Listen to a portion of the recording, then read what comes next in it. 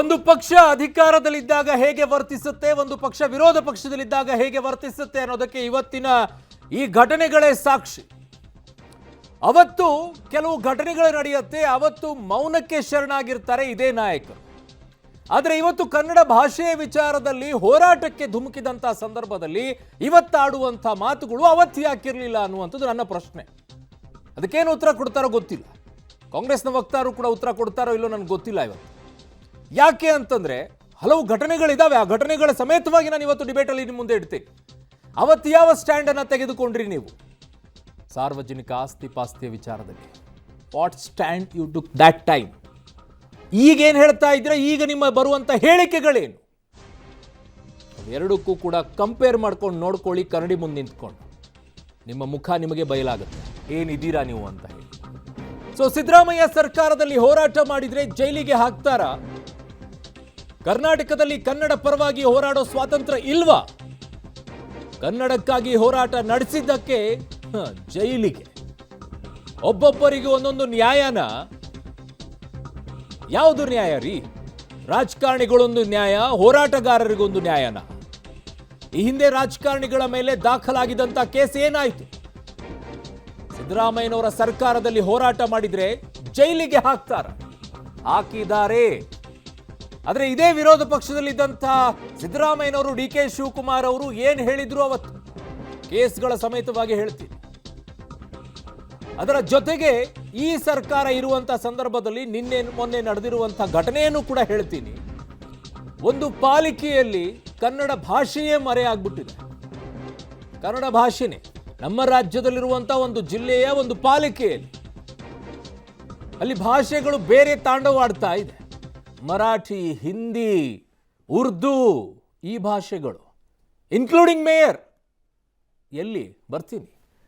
ಸಿದ್ದರಾಮಯ್ಯನವರು, D K Shivakumar ಅವರು, ಪರಂ ಅವರ ವಿರುದ್ಧ ಕೇಸ್ ಇತ್ತು. ಕೇಸ್ ಫೈಲ್, ಮೇಕೆದಾಟು ರ್ಯಾಲಿಯನ್ನ ಮಾಡಿದ್ರಲ್ಲ, ಆ ಸಂದರ್ಭದಲ್ಲಿ ಏನಾಯ್ತು ಆ ಕೇಸ್? ಅದು ಕಾನೂನನ್ನ ಕೈಗೆತ್ಕೊಳ್ಳೋದಲ್ವಾ? 8 FIRಗಳು ದಾಖಲಾಗಿತ್ತು. ಕೇಸ್ ಸಮೇತವಾಗಿ ನಿಮ್ಮ ಮುಂದೆ ಇಡ್ತಾ ಇದ್ದೀನಿ. ಕೊರೋನಾ ರೂಲ್ಸ್ ಅನ್ನ ಬ್ರೇಕ್ ಮಾಡಿ ರ್ಯಾಲಿಯನ್ನ ಮಾಡಿದ್ರು. ಅಥವಾ ಅನೇಕರಿಗೆ ಅದರಲ್ಲಿ ಕೊರೋನಾ ಕೂಡ ಬಂದಿತ್ತು. ಆದರೆ ಕೇಸನ್ನು ವಾಪಸ್ ಪಡ್ಕೊಂಡ್ಬಿಟ್ರು.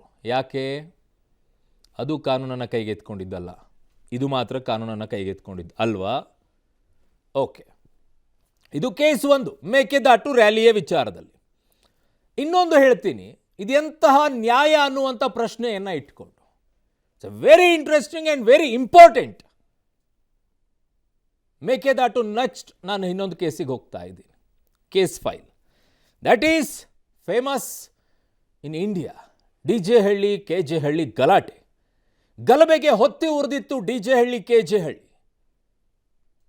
ಅವತ್ತೇನು ಸ್ಟೇಟ್ಮೆಂಟ್ಗಳಿತ್ತು ನಿಮ್ಮದು? 4 ಜನ ಸಾವನ್ನಪ್ಪಿದ್ರು ಗೋಲಿಬಾರ್ಗೆ ಅವತ್ತು ಯಾಕೆ ಈ ಹೇಳಿಕೆಗಳು ಬರಲಿಲ್ಲ? ಕೋಟ್ಯಾಂತರ ರೂಪಾಯಿ ಆಸ್ತಿ ಪಾಸ್ತಿ ನಷ್ಟ ಆಗೋಗಿತ್ತಲ್ಲ ಅವತ್ತು. ಸಾರ್ವಜನಿಕ ಆಸ್ತಿ ಹಾಳಾಗಿ ಹೋಗಿತ್ತಲ್ಲ. ಪೊಲೀಸರ ಸ್ಟೇಷನ್ಗೆ ನುಗ್ಗಿದ್ರಲ್ಲ. ಪೊಲೀಸರ ಜೀಪ್ಗಳನ್ನ ಬೆಂಕಿ ಹಚ್ಚುವಂತ ಪರಿಸ್ಥಿತಿಗೆ ಬಂದಿತ್ತಲ್ಲ. ಪೊಲೀಸರ ಜೀಪ್ಗಳನ್ನ ತಳ್ಳಿದ್ರಲ್ಲ. ಕಂಡವ್ರ ವಾಹನಗಳಿಗೆಲ್ಲ ಹೊಡೆದಾಕಿದ್ರಲ್ಲ. ಅವಾಗ ಯಾಕೆ ಈ ಸ್ಟೇಟ್ಮೆಂಟ್ ಬರಲಿಲ್ಲ? ಕ್ಯಾಬಿನೆಟ್ನ ಉಪಸಮಿತಿಯಲ್ಲಿ ಆ ಕೇಸನ್ನು ವಾಪಸ್ ಪಡ್ಕೊಳ್ಬೇಕು ಅನ್ನುವಂಥ ಚರ್ಚೆ ಕೂಡ ಆಗುತ್ತೆ.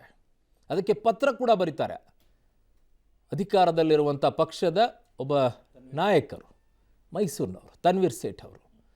ಹುಬ್ಬಳ್ಳಿ ಗಲಭೆ ಮತ್ತೊಂದಿದೆ, ಕೋಮುವಾದಕ್ಕೆ ನಡೆದಂಥ ಸಂಘರ್ಷ. ಈ ಸಂದರ್ಭದಲ್ಲೂ ಸ್ಟೇಟ್ಮೆಂಟ್ ಬರೋದಿಲ್ಲ. ಇದರಲ್ಲಿ ಈಗ ಇರುವಂಥ ಕ್ಯಾಬಿನೆಟ್ನ ಒಬ್ಬ ಸಚಿವರು ಅವರಿಗೆ ದುಡ್ಡು ಕೊಡೋಕ್ಕೂ ಹೋಗ್ತಾರೆ. KJ ಹಳ್ಳಿ, DJ ಹಳ್ಳಿ ಕೊಟ್ಟಿದ್ದಾರೆ. ಬೇಲ್ ತಗೊಂಡು ಆಚೆ ಬಂದವರಿಗೆಲ್ಲ ದುಡ್ಡು ಕೊಟ್ಟು ಜೀವನ ನಡೆಸಿ ಅಂತ ಹೇಳಿ. ಆಗ ಯಾಕೆ ಸಾರ್ವಜನಿಕ ಆಸ್ತಿ ಪಾಸ್ತಿ ನೆನಪಾಗಲಿಲ್ಲ? ಸರ್ಕಾರಿ ಆಸ್ತಿ ಪಾಸ್ತಿಗೆ ನಷ್ಟ ಆಗುತ್ತೆ. ಅಲ್ಲಿ ಪೊಲೀಸರ ವ್ಯಾನ್ ಮೇಲೆ ನಿಂತು ರಾಜಾರೋಷವಾಗಿ ನಿಂತು ಕೂಗುತ್ತಾರೆ.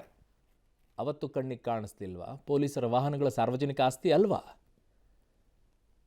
ಇನ್ನೊಂದು ಕೇಸು, ಅರಗ ಜ್ಞಾನೇಂದ್ರ ಅವರ ಮನೆ ಮುಂದೆ ಪ್ರತಿಭಟನೆ ನಡೆಯುತ್ತೆ. ಮಸ್ಟ್ ಆನ್ಸರ್ BJP ವಿಚಾರದಲ್ಲಿ. ಯಾರು ಹೋಗ್ತಾರೆ ಇವತ್ತು? ABVP ಕಾರ್ಯಕರ್ತರು ಹೋಗ್ತಾರೆ, ದಾಳಿಯನ್ನ ಮಾಡ್ತಾರೆ. ನೋಡಿ ಯಾವ ರೀತಿಯಾಗಿ ಕಾನೂನನ್ನು ಕೈಗೆತ್ತಿಕೊಳ್ತಾರೆ ಅನ್ನೋದನ್ನ. ABVP ಕಾರ್ಯಕರ್ತರು ಅವತ್ತು ಅವರು ಕೇಸ್ ವಾಪಸ್ ತಗೊಳ್ತಾರೆ. BJPಯ ಸರ್ಕಾರ ನಿಮಗೆ ಇಷ್ಟ ಬಂದ ರೀತಿಯಲ್ಲಿ, ನಿಮಗೆ ಬೇಕಾಗಿರೋ ರೀತಿಯಲ್ಲಿ ನಡೆಸ್ಕೊಳ್ಳೋಕೆ ಇದು ಕಾನೂನು ನಿಮ್ಮ ಮನೆಯದಲ್ಲ. ಈ ದೇಶದ ಕಾನೂನು, ಈ ದೇಶದ ಸಂವಿಧಾನದ ರೀತಿಯಲ್ಲಿ ನಡಿಬೇಕಾಗಿರುವಂಥದ್ದು. ಇವತ್ತು ಕನ್ನಡ ನಾಮಫಲಕಕ್ಕಾಗಿ ಕನ್ನಡಿಗರು ಹೋರಾಟ ಮಾಡ್ತಾ ಇದ್ದಾರೆ. Come on I say I will ask. ಈ ಸರ್ಕಾರವನ್ನು ನಾನು ಕೇಳಬೇಕಾಗಿದೆ, ಈ ಸರ್ಕಾರವನ್ನು ಕೇಳಬೇಕಾಗಿದೆ. ಇವತ್ತು ಕನ್ನಡಕ್ಕಾಗಿ ಹೋರಾಟವನ್ನ ಮಾಡಿದ್ರಲ್ಲ ನಾಮಫಲಕಕ್ಕೋಸ್ಕರ, ಹಾಗಿದ್ದಾಗ 2019ರಿಂದ ನೀವು ಸುತ್ತೋಲೆಯನ್ನು ಹೊರಡಿಸಿದ್ರಲ್ಲ, ಆ ಸುತ್ತೋಲೆಯನ್ನು ಪಾಲಿಸದೇ ಇರುವಂತಹ ಅಧಿಕಾರಿಗಳ ಮೇಲೆ ಏನು ಕ್ರಮ ತೆಗೆದುಕೊಂಡಿದ್ದೀರಾ ಸರ್ಕಾರದವರು? ಇವರನ್ನ ಜೈಲಿಗೆ ಕಳಿಸೋದಾದ್ರೆ ಅವರನ್ನೂ ಜೈಲಿಗೆ ಕಳಿಸಬೇಕು. ಆ ಅಧಿಕಾರಿಗಳನ್ನ ಇಟ್ಕೊಂಡು ಉಪ್ಪಿನಕಾಯಿ ಹಾಕೊಂಡು ನೆಕ್ಕೊಳ್ತೀರಾ, ಅದು ಅವ್ರಿಗೆ ಮಾಲೆ ಹಾಕೊಂಡ್ಬಿಟ್ಟು ಸತ್ಕಾರ ಮಾಡಿ ಕಳಿಸ್ತೀರಾ? ಯಾರ ಜವಾಬ್ದಾರಿ ಇತ್ತೋ ಆ ಜವಾಬ್ದಾರಿಯನ್ನ ನಿಭಾಯಿಸದೇ ಇರುವಂಥವ್ರನ್ನ ಮನೆಗೆ ಕಳಿಸಿ. 1 ತಿಂಗಳು 2 ತಿಂಗಳು ಸಸ್ಪೆಂಡ್ ಮಾಡೋದಲ್ಲ, ಮನೆಗೆ ಕಳಿಸ್ಬೇಕು ಅವರನ್ನ. ಇವರನ್ನು ಜೈಲಿಗೆ ಹಾಕಿದ್ರಲ್ವಾ, ಅವರನ್ನ ಮನೆಗೆ ಕಳಿಸ್ಬೇಕು. ಕರ್ವೆಗೆ ವಿಶ್ವಾಸ ದ್ರೋಹವನ್ನ ಕಾಂಗ್ರೆಸ್ ಮಾಡ್ತಾ, that's A part of politics. ಇನ್ನೊಂದು ಕಡೆಗೆ ಅಧಿಕಾರಕ್ಕಾಗಿ ಕರ್ವೆ ಸಹಾಯ ಪಡೆದಿತ್ತ. ನಾರಾಯಣಗೌಡರು ಹೇಳ್ತಾರೆ, ನೀವು ಅಧಿಕಾರಕ್ಕೆ ಬರೋಕ್ಕೋಸ್ಕರ ನಾವೆಲ್ಲ ನಿಮ್ಗೆ ಸಹಾಯ ಮಾಡಿದ್ವಿ ಅಂತ. ಓಪನ್ ಸ್ಟೇಟ್ಮೆಂಟ್ ನಾರಾಯಣಗೌಡರು ಕೊಡೋದು. ಈಗ ಹೇಳ್ತಾರೆ ನಮ್ಮ ರಕ್ತ ತಣ್ಣಗಾಗಲ್ಲ, ಮುಂದೆ ಪಾಠ ಕಲಿಸ್ತೀವಿ, ಲೋಕಸಭೆ ಚುನಾವಣೆ ಬರುತ್ತೆ ಅಂತ ಹೇಳಿ. ಕಮಾನ್ ನಾರಾಯಣಗೌಡ್ರೆ, ರಾಜಕೀಯವಾಗಿ ನೀವು ಕರ್ನಾಟಕ ರಕ್ಷಣಾ ವೇದಿಕೆ ಅಂತ ಇಟ್ಕೊಂಡು ನೀವು ಒಂದು ಪಕ್ಷ ಅಧಿಕಾರಕ್ಕೆ ಬರೋದ್ರಲ್ಲಿ ನಾನು ಸಹಾಯ ಮಾಡಿದ್ದೆ ಅಂತ ಹೇಳ್ಕೊಳ್ತೀರಲ್ಲ, ಇದು ನಿಮಗೆ ಶೋಭೆ ತರುತ್ತಾ? No, not fair. ಅಂದರೆ ನೀವು ಕೂಡ ಉಸಿರುವಳ್ಳಿ ರೀತಿಯಲ್ಲಿ ಆಡ್ತೀರಾ ಅನ್ನೋದು ಒಂದು ಕಡೆಗೆ, ಬಣ್ಣ ಬದಲಾಯಿಸ್ಕೊಳ್ತೀರಾ ಅಂತ ಹೇಳಿ. ರಾಜಕೀಯ ಪಕ್ಷಕ್ಕೆ ಬಂದಂಥ ಸಂದರ್ಭದಲ್ಲಿ ನಾನು ಸಪೋರ್ಟ್ ಮಾಡ್ತೀನಿ, ಅವ್ರು ನನಗೆ ಸಪೋರ್ಟ್ ಮಾಡದೇ ಇದ್ದಾಗ ನಾನು ಅವ್ರಿಗೆ ಬೈತೀನಿ ಅನ್ನೋದು ನಿಮಗೂ ಶೋಭೆ ತರಲ್ಲ. ಇದಕ್ಕೆ ಹೇಳೋದು, ಸಂಘಟನೆಗಳು ಸಂಘಟನೆಗಳಾಗೇ ಇರಬೇಕು. ರಾಜಕೀಯವಾಗಿ ಆಡಕ್ಕೆ ಹೋದರೆ ಮೂಗಿಗೆ ತುಪ್ಪ ಅಲ್ಲ ಕಪಾಳ ಹೊಡಿಸ್ಕೊಳ್ತೀರಾ. ಅದೇ ಪರಿಸ್ಥಿತಿ ರೈತರ ಸಂಘಟನೆಗಳದ್ದಾಗಿಲ್ವಾ? ಮೊನ್ನೆ ಅಷ್ಟೆಲ್ಲ ಮಾತಾಡಿದ್ರು ಕೂಡ ರೈತರಿಗೆ ಸ್ವಾಭಿಮಾನನೇ ಇಲ್ಲ. ಕಳ್ಕೊಂಡಿರುವಂಥ ರೈತರು ಸ್ವಾಭಿಮಾನವನ್ನು ಕಳ್ಕೊಂಡು ಯಾರೊಬ್ಬರಿಗೂ ಏನು ಟಚ್ಚು ಆಗಲಿಲ್ವೇನೋ ಅವತ್ತು. ಶಿವಾನಂದ ಪಾಟೀಲ್ ಹೇಳಿಕೆ ಏನು ಮಾತಾಡಿದಾರೆ ನೋಡೋಣ. ಕನ್ನಡದ ಕೆಲಸ ಮಾಡುವವರಿಗೆ ಇವತ್ತು ಜೈಲು, ಲಾಠಿ ಹೇಟು, ಬೂಟ್ ನೇಟು ಈ ರೀತಿಯಲ್ಲಿ ನಡೆಸ್ಕೊಳ್ಳುವಂತ ಸಿದ್ದರಾಮಯ್ಯನವ್ರ ಸರ್ಕಾರ. ಇವತ್ತು ಸಿದ್ದರಾಮಯ್ಯನವರು ಭಾರಿ ಕನ್ನಡದ ಕಳಕಳಿಯನ್ನ, ಅಭಿಮಾನವನ್ನು ವ್ಯಕ್ತಪಡಿಸ್ತಾರೆ. ಯಾವ ಸೀಮೆಯ ಅಭಿಮಾನ ಇದೆ ಸಿದ್ದರಾಮಯ್ಯನವರೇ ನಿಮಗೆ? ಯಾವ ಕಳಕಳಿ ಇದೆಯಾ ನಿಮಗೆ? ಯಾಕೆ DK ಶಿವಕುಮಾರ್ ಅವ್ರು ಮಾತಾಡ್ತಾ ಇಲ್ಲ? ಯಾಕೆ ಮೌನ ವಹಿಸಿರಿ?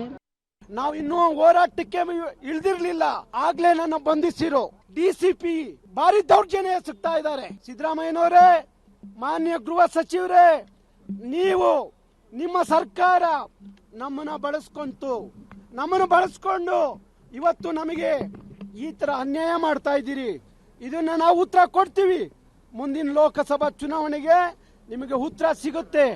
ಕನ್ನಡ ಹೋರಾಟಗಾರರು ಏನ್ ಮಾಡಿದ್ದಾರೆ? ಡಕಾಯಿತಿ ಮಾಡಿದಾರಾ, ದರೋಡೆ ಮಾಡಿದಾರಾ, ಕೊಲೆ ಮಾಡಿದಾರಾ? ಅವ್ರ ಮೇಲೆ 26 ಕೇಸ್ಗಳನ್ನ ಹಾಕಿ ಮನೆಗಳನ್ನ ಹುಡುಕಿ ರಾತ್ರಿ ತಂದು ಹಾಕುವಂತ, ಜೈಲಿಗೆ ಹಾಕುವಂತದ್ದೇನಿದೆ, ಇದನ್ನ ತೀವ್ರವಾಗಿ ಖಂಡಿಸುವಂತ ಕೆಲಸ ಕರ್ನಾಟಕ ರಕ್ಷಣಾ ವೇದಿಕೆಯಿಂದ ಮಾಡ್ತಾ ಇದ್ದೀನಿ. ನಾರಾಯಣಗೌಡರ ತಂಡ ಏನಿದೆ ರಕ್ಷಣಾ ತಡೆ, ಅವ್ರು ಮಾಡ್ತಿರ್ತಕ್ಕಂಥದ್ದು ದರೋಡೆ ಅಲ್ಲ, ಕಳ್ತನ ಅಲ್ಲ, ಸುಲಿಗೆ ಅಲ್ಲ, ಅಂಥದ್ರಲ್ಲಿ ಅವ್ರನ್ನ ಅರೆಸ್ಟ್ ಮಾಡಿ ಒಳಗಡೆ ಜೈಲಿಗೆ ಹಾಕ್ತೀವಿ ಅಂತ ಅನ್ನೋದು ಖಂಡಿಸ್ತಾ ಇದ್ದೀನಿ. ಈ ಸರ್ಕಾರನ ಆದಷ್ಟು ಬೇಗ ಅವ್ರನ್ನ ಬಿಡುಗಡೆ ಮಾಡೋದ್ರ ಜೊತೆಗೆ ಅವ್ರ ಮೇಲೆ, ಆ ತಂಡದ ಮೇಲೆ ಹಾಕಿರ್ತಕ್ಕಂಥ ಎಲ್ಲ ಕೇಸ್ಗಳನ್ನು ಇಂದು ಕರ್ವೆ ಇವತ್ತು ಒಂದಿಷ್ಟು ವಾರ್ನಿಂಗ್ ಅನ್ನ ಸರ್ಕಾರಕ್ಕೆ ಕೊಡ್ತು. ಸರ್ಕಾರ ಏನ್ ರಿಯಾಕ್ಟ್ ಮಾಡಿದೆ ಇದಕ್ಕೆ? ಸರ್ಕಾರ ಕೆಂಡಾಮಂಡಲವಾಗಿದೆ. ಕಲ್ಲು ಹೊಡೆದ್ರೆ ಸರ್ಕಾರ ಸುಮ್ಮನಿರ್ಬೇಕೇನ್ರಿ? ಸಾರ್ವಜನಿಕ ಆಸ್ತಿಗೆ ಧಕ್ಕೆ ಆದ್ರೆ ಸಹಿಸಲ್ಲ. ಕನ್ನಡ ಹೋರಾಟಗಾರರಿಗೆ ಸರ್ಕಾರ ವಾರ್ನಿಂಗ್ ಕೊಡುತ್ತೆ. ಹೋರಾಟಗಾರರ ಬಂಧನಕ್ಕೆ ಈ ಕಡೆಗೆ ಬಿಜೆಪಿ ಆಕ್ರೋಶವನ್ನ ವ್ಯಕ್ತಪಡಿಸ್ತಾ ಇದೆ. ದಟ್ಸ್ ಬೇರೆ, ಅದು ಇನ್ನೊಂದು ವಿರೋಧ ಪಕ್ಷವಾಗಿ ಅವ್ರು ಹೇಳ್ತಾರೆ. ಬಟ್ ನನ್ನ ಪ್ರಶ್ನೆ ಇರೋದು ಇದರಲ್ಲಿ, ಈ ಸಾರ್ವಜನಿಕ ಆಸ್ತಿಯ ವಿಚಾರದಲ್ಲಿ DJ ಹಳ್ಳಿ, KJ ಹಳ್ಳಿ, ಹುಬ್ಬಳ್ಳಿ ಗಲಾಟೆಗಳಾದಂಥ ಸಂದರ್ಭದಲ್ಲಿ ಯಾಕೆ ಇರಲಿಲ್ಲ ಈ ಆಕ್ರೋಶ? ವಸೂಲಿ ಮಾಡಬೇಕಾಗಿತ್ತು ಅವರಿಂದ. ಅವ್ರ ಮೇಲೆ ಯಾಕೆ ಅಷ್ಟೊಂದು ಪ್ರೀತಿ, ಇವ್ರ ಮೇಲೆ ಯಾಕೆ ಎಷ್ಟೊಂದು ಆಕ್ರೋಶ?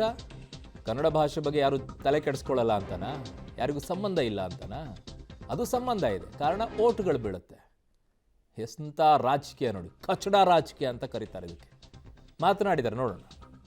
ಅಂಗಡಿಗಳಿಗೆಲ್ಲ ದಾಳಿ ಮಾಡಿ ಬೋರ್ಡ್ಗಳು ಕಿತ್ತಾಕಿ ಈ ರೀತಿ ಎಲ್ಲ ಮಾಡಿದ್ದಾರೆ. ಅದರ ಅವಶ್ಯಕತೆ ಇರಲಿಲ್ಲ. ಅದು ನಮಗೆ ಸರ್ಕಾರಕ್ಕೆ ನೀವು ಕಂಪಲ್ಸರಿಯಾಗಿ ಮಾಡಬೇಕು, ಕನ್ನಡ ಬೋರ್ಡ್ ಹಾಕಿಸ್ಬೇಕು ಅಂಥೇಳಿ ನಮಗೆ ಆಗಲಿ BBMP ಅವರಾಗಲಿ ತಿಳಿಸಿದರೆ ಅಷ್ಟು ಸಾಕಾಗಿತ್ತು. ಒಂದು ವೇಳೆ ನಾವು ಮಾಡಲಿಲ್ಲ ಅಂದರೆ ನಮ್ಮ ಮೇಲೆ ಆಪಾದನೆ ಮಾಡಲಿ. ಅದನ್ನು ಬಿಟ್ಟು ಕಾನೂನನ್ನು ಕೈಗೆತ್ಕೊಳ್ತಕ್ಕಂಥ ಕೆಲಸವನ್ನು ನಿನ್ನೆ ದಿವಸ ಕರವೇ ಅವರು ಮಾಡಿದ್ದಾರೆ. ಅದಕ್ಕಾಗಿ ಪೊಲೀಸ್ನವರು ಅದನ್ನು ನೋಡ್ಕೊಂಡು ಸುಮ್ಮನೆ ಇರೋಕ್ಕಾಗುತ್ತಾ ಹೇಳಿ? ಇಂತಹ ಕೃತ್ಯಗಳು ಆಗಬಾರ್ದು. ಶಾಪಿಂಗ್ ಸೆಂಟ್ರ್ಗಳಲ್ಲೆಲ್ಲ ಹೋಗಿ ಆ ಬೋರ್ಡ್ಗಳೆಲ್ಲ ಕಿತ್ತಾಕಿ ಅವ್ರ ಮೇಲೆ ದಾಂಧಲೆ ಮಾಡಿ ಅದೆಲ್ಲ ಮಾಡುವಾಗ ಪೊಲೀಸ್ನವರು ಏನು ಮಾಡಬೇಕಿಲ್ಲ? ಅವರು ಅಂಗಡಿಯವರು, ಶಾಪಿಂಗ್ ಮಾಲ್ನವರು ಅವರು ರಕ್ಷಣೆ ಬೇಕು ಅಂತ ಅವರು ಹೇಳ್ತಾರೆ. ರಕ್ಷಣೆ ಕೊಡಬೇಕಾ ಬೇಡವಾ ಹೇಳಿ? ಸಾರ್ವಜನಿಕ ಆಸ್ತಿ ಪಾಸ್ತಿಗಳು ನಷ್ಟ ಆಗೋದನ್ನು ನೋಡಿಕೊಂಡು ಪೊಲೀಸ್ನವರು ಸುಮ್ಮನೆ ಕೂರಬೇಕು ಅಂದರೆ ಅದು ಆಗೋದಿಲ್ಲ, ಸಾಧ್ಯ ಇಲ್ಲ. ನಮಗೆ ಕನ್ನಡ ಉಳಿಸ್ಬೇಕು, ಕನ್ನಡ ಹೋರಾಟಗಾರರ ಬಗ್ಗೆ ನಮಗೆ ಗೌರವ ಇದೆ. ಹಂಗಂತ ಎಲ್ಲರ ಆಸ್ತಿಗಳನ್ನೆಲ್ಲ ಹಾಳು ಮಾಡಲಿಕ್ಕೆ ಸರ್ಕಾರ ಕಣ್ಣು ಮುಚ್ಕೊಂಡು ಸುಮ್ಮನೆ ಕೂತ್ಕೊಳ್ಳೋಕ್ಕಾಗಲ್ಲ. ಕಡ್ಡಾಯ ಮಾಡೋಣ, ಅದಕ್ಕೆ ಏನು ಬೇಕು ನೋಟಿಸ್ ಕೊಡೋಣ, ಎಲ್ಲ ಮಾಡೋಣ. ಹಂಗಂತ ನೀನು ಹೋಗಿ ಕಾನೂನನ್ನ ಕೈ ತೆಗೆದುಕೊಳ್ಳಿಕ್ಕೆ ಯಾರು ಮಾಡ್ಲಿಕ್ಕೆ ಆಗುದಿಲ್ಲ. ನಾನು ನಾರಾಯಣಗೌಡ್ರಿಗೆ ಇವತ್ತು ಹೇಳ್ತಾ ಇದ್ದೀನಿ, ಮುಂದೇನೂ ಹೇಳ್ತೀನಿ, ನಾಳೆನೂ ಹೇಳ್ತೀನಿ, ಯಾರ ಆಸ್ತಿನೂ ನಾಶ ಮಾಡಬಾರ್ದು. ಸರ್ಕಾರ ಕನ್ನಡಕ್ಕೆ ಬದ್ಧವಾಗಿದೆ. ಈಗ ಶಾಂತಿಯುತವಾದಂಥ ಪ್ರತಿಭಟನೆ ಮಾಡಲಿಕ್ಕೆ ಸರ್ಕಾರದ ವಿರೋಧ ಇಲ್ಲ.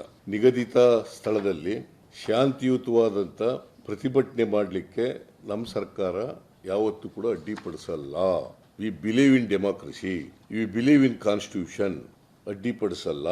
ಆದರೆ ಕಾನೂನಿಗೆ ವಿರುದ್ಧವಾಗಿ ಯಾರಾದರೂ ನಡ್ಕೊಂಡ್ರೆ ಅದನ್ನು ಸರ್ಕಾರ ಸಹಿಸಲ್ಲ. ಕಾನೂನು ರೀತ್ಯ ನಡ್ಕೋಬೇಕು. ಕಾನೂನು ರೀತ್ಯ ನಡ್ಕೊಳ್ಳದೆ ಹೋದರೆ ಸರ್ಕಾರ ಅದನ್ನು ಸಹಿಸಲ್ಲ. ಇದನ್ನು ಬಹಳ ಸ್ಪಷ್ಟವಾಗಿ ಹೇಳ್ತೇನೆ. ನೆಲ ಜಲ ವಿಚಾರದಲ್ಲಿ, ಭಾಷೆ ವಿಚಾರದಲ್ಲಿ ಎಲ್ಲರೂ ಒಗ್ಗಟ್ಟಿನಿಂದ ಒಂದೇ ಮನಸ್ಸು, ಒಂದೇ ಉದ್ದೇಶ. ನಾಡಿನಲ್ಲಿ ಎಲ್ಲ ಕಡೆ ಕನ್ನಡ ಬಳಕೆ ಎಲ್ಲ ಕಡೆ ಆಗಬೇಕು, ಅದಕ್ಕೆ ಉತ್ತೇಜನ ಸಿಗಬೇಕು ಅನ್ನುವಂಥ ಏಕೈಕ ದೃಷ್ಟಿಯಲ್ಲಿ ಭಾರತೀಯ ಜನತಾ ಪಾರ್ಟಿ ಭಾಳ ಸ್ಪಷ್ಟ ನಿಲುವನ್ನು ತಗೊಳ್ಳುವಂಥದ್ದಾಗುತ್ತೆ. ಮತ್ತು 60% ಏನು ನಾಮಫಲಕದಲ್ಲಿ ಕಡ್ಡಾಯವಾಗಿ ಅದು ಬಳಕೆ ಆಗಬೇಕು ಮತ್ತು ಭಾಷೆ ಬಳಕೆ ಆಗಬೇಕು. ಭಾಷೆಗೆ ನಂಬರ್ 1 ಆದ್ಯತೆ ಕೊಡಬೇಕು ಅನ್ನೋಂಥದ್ದು ಭಾಳ ಸ್ಪಷ್ಟವಾಗಿರುವಂಥ ನಿಲುವು. ಕರ್ನಾಟಕದಲ್ಲಿ ಕನ್ನಡವೇ ಸಾರ್ವಭೌಮ ಭಾಷೆ, ಇದರಲ್ಲಿ ಎರಡು ಮಾತಿಲ್ಲ. ಭಾರತೀಯ ಜನತಾ ಪಾರ್ಟಿ ಭಾಷಾ ನೀತಿಯ ವಿಷಯದಲ್ಲಿ ಭಾಳ ಸ್ಪಷ್ಟವಾಗಿದೆ. ಪ್ರಾಥಮಿಕ ಶಿಕ್ಷಣ ಮಾತ್ರವಲ್ಲದೆ ತಾಂತ್ರಿಕ ಮತ್ತು ವೈದ್ಯಕೀಯ ಶಿಕ್ಷಣವೂ ಕೂಡ ಆಯಾ ಮಾತೃಭಾಷೆಯಲ್ಲಿ ದೊರಕುವಂತಾಗಬೇಕು ಅನ್ನುವ ನಿಟ್ಟಿನಲ್ಲೇ ನಾವು ಈಗಾಗಲೇ ಪ್ರಾಥಮಿಕ ಶಿಕ್ಷಣವನ್ನು ಮಾತೃಭಾಷೆಯಲ್ಲೇ ಕೊಡಬೇಕು ಅನ್ನೋದನ್ನು ಕಡ್ಡಾಯಗೊಳಿಸಿದ್ದೀವಿ NEP-ನಲ್ಲಿ. ಕರ್ನಾಟಕ ರಾಜ್ಯದಲ್ಲಿ ಕನ್ನಡದ ಬಗ್ಗೆ ಹೋರಾಟ ಮಾಡ್ತಿರೋಂಥ ಪರಿಸ್ಥಿತಿ ಬಂದರೂ ತುಂಬ ಆಘಾತ ತಂದಿದೆ. ಶ್ರೀಯುತ ನಾರಾಯಣಗೌಡರು ನೇತೃತ್ವದ ತಂಡ ಇದನ್ನು ಪ್ರತಿಭಟನೆ ಮಾಡಿದಾಗ ಅವ್ರನ್ನ ಅರೆಸ್ಟ್ ಮಾಡಿ ಜೈಲಲ್ಲಿಗೆ ಹಾಕಿರೋದು ಮಾತ್ರ ನಿಜಕ್ಕೂ ನಾನು ಅದನ್ನು ಉಗ್ರವಾಗಿ ಖಂಡನೆ ಮಾಡ್ತೇನೆ. ಇದನ್ನು ಮುಂಚೆನೇ ಅವ್ರು ಘೋಷಣೆ ಮಾಡಿದರು, ಎಲ್ಲೆಲ್ಲಿ ಇಂಗ್ಲೀಷ್ ಬೋರ್ಡ್ಗಳಿದೆ ಅದನ್ನು ತೆಗೆದುಹಾಕಬೇಕು ಅಂತ. ಅದ್ರ ಬಗ್ಗೆ ರಾಜ್ಯ ಸರ್ಕಾರ ಕ್ರಮ ತಗೋಬೇಕಾಗಿತ್ತು. ಕನ್ನಡ ಹೋರಾಟಗಾರರ ಬಗ್ಗೆ ಕ್ರಮ ತಗೊಳ್ತಿರೋದು ನಿಜಕ್ಕೂ ಒಳ್ಳೆಯದಲ್ಲ. ಕನ್ನಡದ ಬರವಣಿಗೆಯನ್ನು ಮಾಡಲೇಬೇಕು, ಕಡ್ಡಾಯ. ನಿಮ್ದು ಏನು ಶಾಪು, ಏನು ಬೋರ್ಡು ಅಂತೇಳಿ ಹೇಳಿ ಕನ್ನಡದವರು ಎಲ್ಲರೂ ಕೂಡ ಓದೋ ಹಂಗೆ ಆಗಬೇಕು. ಆದ್ದರಿಂದ ಅದರಲ್ಲಿ ಕನ್ನಡವೂ ಒಂದು ಲೈನ್ ಇರಲೇಬೇಕು. ಇದರಲ್ಲಿ ಕಾಂಪ್ರಮೈಸ್ ಆಗಬೇಡಿ. ದಯವಿಟ್ಟು ಸ್ವಯಂ ನೀವು ಮಾಡಿ. ಯಾರೋ ಹೋರಾಟ ಮಾಡಿ ಕಿತ್ತಾಕೋಕ್ಕಿಂತ ಮೊದಲು ನೀವೇ ಬರೆಯೋದು ಒಳ್ಳೆಯದು. ಇಲ್ಲದೇ ಇದ್ರೆ ಕಾನೂನು ಸುವ್ಯವಸ್ಥೆ ಹದಗೆಟ್ಟು.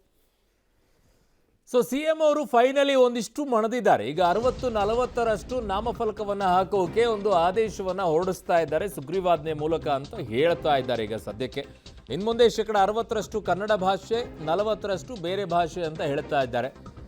ಯಾರೋ ಒಬ್ರು ಲೀಡರ್ ಹೇಳ್ತಾ ಇದ್ರು ಮೊನ್ನೆ ಒಂದು ಯಾವುದೋ ವಿಚಾರದಲ್ಲಿ, ರಾಜಕೀಯವಾಗಿ ಅವರು ಮಾತನಾಡ್ತಾ ಇದ್ದು BJP ವಿಚಾರದಲ್ಲಿ, ಬೂಟ್ ನೆಕ್ಕುವುದು ಬ್ರಿಟಿಷರದ್ದು ಅಂತ ಹೇಳಿ. ನಾನು ಹೇಳುವಂಥದ್ದು ಬೂಟ್ ನೆಕ್ಕುವಂಥದ್ದು ಅಲ್ಲ, ಬಟ್ ಇಲ್ಲಿ ಪಕ್ಕದಲ್ಲಿರುವಂಥ ರಾಜ್ಯಗಳಿಂದ ಒಂದಿಷ್ಟಾದರೂ ಕಲಿಬೇಕು ನಾವು. ಪಕ್ಕದಲ್ಲಿರುವಂಥ ರಾಜ್ಯಗಳಿಂದ ಅಲ್ಲೆಲ್ಲಾದರೂ ಇದೆಯಾ ನೋಡಿ ಹಿಂಗೆಲ್ಲ 60% ನಮಗೆ, ಆಮೇಲೆ 40% ಬೇರೆದವ್ರಿಗೆ ಅನ್ನೋದು ಅಸಹ್ಯ ಅನಿಸಲ್ವಾ? ನೋಡಿ, ಆರ್ಡಿನೆನ್ಸ್ ಹೊರಡಿಸಿ ಅಂತ ಕನ್ನಡ ಮತ್ತು ಇದು ಕನ್ನಡ ಮತ್ತು ಕಲ್ಚರ್ ಡಿಪಾರ್ಟ್ಮೆಂಟ್ನಿಂದ ಆಗಿರೋದು ಕಾನೂನು. ಈ ಕಾನೂನಿಗೆ ಸೆಕ್ಷನ್ 17 ಕ್ಲಾಸ್ 6 ಸಬ್ಸೆಕ್ಷನ್ 6 ಅದಕ್ಕೆ ತಿದ್ದುಪಡಿ ತಗೊಬಂದು ಆರ್ಡಿನೆನ್ಸ್ ಹೊರಡಿಸಿ ಅಂತ ಹೇಳಿದ್ವಿ. Because assembly is in not in session ಮಾಡಿ ಅಂತ ಹೇಳಿದ್ದೀನಿ. ನಾನು ಈ ಮೀಟಿಂಗ್ನಲ್ಲಿ ತೀರ್ಮಾನ ಮಾಡಿದ್ದೀವಿ, ಹಿಂದೆ ಇದ್ದಂಥ ಸರ್ಕ್ಯುಲರ್ ರೀತಿನೇ 60-40 ಇರಬೇಕು. ಕನ್ನಡದಲ್ಲಿ 60%, ಬೇರೆ ಭಾಷೆಯಲ್ಲಿ 40% ಇರಬೇಕು ಅಂತೇಳಿ ಇದಕ್ಕೆ ತಿದ್ದುಪಡಿ ತಗೊಬರ್ರಿ. ರಾಜ್ಯದಲ್ಲಿ ಸಾರ್ವಜನಿಕರ ಮಾಹಿತಿಗಾಗಿ ಪ್ರಕಟಿಸಲಾದ ಜಾಹೀರಾತು ಮತ್ತು ಸೂಚನೆಗಳನ್ನು ಪ್ರದರ್ಶಿಸುವ ಎಲ್ಲ ಫಲಕಗಳಲ್ಲಿ ವಿಷಯಗಳ ನಿಗದಿತ ಶೇಕಡಾವಾರು ಪ್ರಮಾಣವು ಕನ್ನಡ ಭಾಷೆಯಲ್ಲಿರತಕ್ಕದ್ದು. ಜಾಹೀರಾತುಗಳ ವರ್ಗೀಕರಣ ಮತ್ತು ಕನ್ನಡದಲ್ಲಿ ಪ್ರದರ್ಶಿಸಬೇಕಾದ ಜಾಹೀರಾತು ವಿಷಯಗಳ ಶೇಕಡಾವಾರು ಪ್ರಮಾಣವು ರಾಜ್ಯ ಸರ್ಕಾರದಿಂದ ನಿಯಮಿಸಲಾದಂತೆ ಇರತಕ್ಕದ್ದು. ಈಗ ಶಾಂತಿಯುತವಾದಂಥ ಪ್ರತಿಭಟನೆ ನಿಗದಿತ ಸ್ಥಳದಲ್ಲಿ ಶಾಂತಿಯುತವಾದಂಥ ಪ್ರತಿಭಟನೆ ಮಾಡಲಿಕ್ಕೆ ನಮ್ಮ ಸರ್ಕಾರ ಯಾವತ್ತೂ ಕೂಡ ಅಡ್ಡಿಪಡಿಸಲ್ಲ. We believe in democracy, we believe in constitution. ಅಡ್ಡಿಪಡಿಸಲ್ಲ. ಆದರೆ ಕಾನೂನಿಗೆ ವಿರುದ್ಧವಾಗಿ ಯಾರಾದರೂ ನಡ್ಕೊಂಡ್ರೆ ಅದನ್ನು ಸರ್ಕಾರ ಸಹಿಸಲ್ಲ. ಅವತ್ತು ಇದನ್ನೇ ಹೇಳಬೇಕಾಗಿತ್ತು.